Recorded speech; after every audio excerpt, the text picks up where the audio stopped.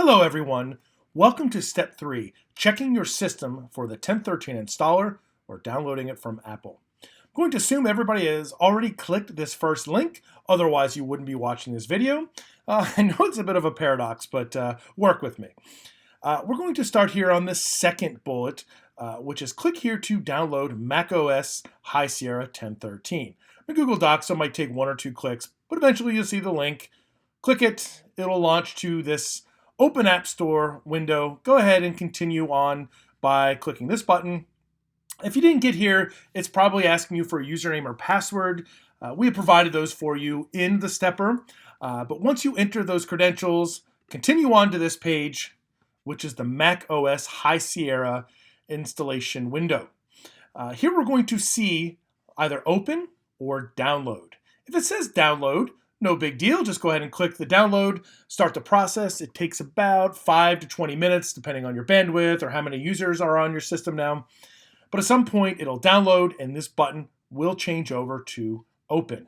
If it doesn't say open, just go ahead and close this window, go to step 3, second bullet, start the process again, it'll refresh to open. But the goal here is to have everybody with the open button right here. This will start the update process. But before we do that, I want to take a moment just to remind you how important step 2 is. Make sure that you back all your data. Just make sure you back it up. If you don't and something happens, rare as it is, you want to be protected because the recovery process is much simpler if you have your data backed up. So back it up. It's rare, but it does happen where an installer crashes or is corrupted or something unforeseeable happens.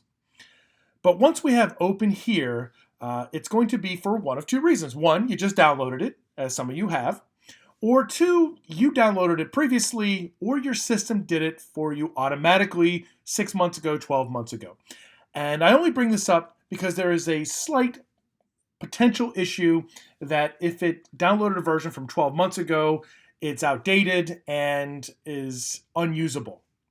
But we're going to find that out here in a second. So let's go ahead and click the open button. And if you see this next window, this right here, this macOS High Sierra, this installer page, you're in business. But if you didn't see this, it might throw you an error saying that your installer is old or corrupted or something like that. Not a big deal. In order to fix this, you just need to go to your applications folder, find the install macOS High Sierra file, and drag and drop it to the trash. If you need help with this, you can always reach out to me or Jen for assistance.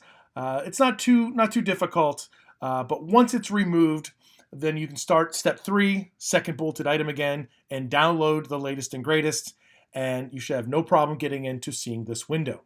Again, if you have any problems getting to this place, just reach out to one of us and we'll assist you. But once here, this is where we get to the point of no return, where we start the update. Okay, but I'm going to cover that in a later video.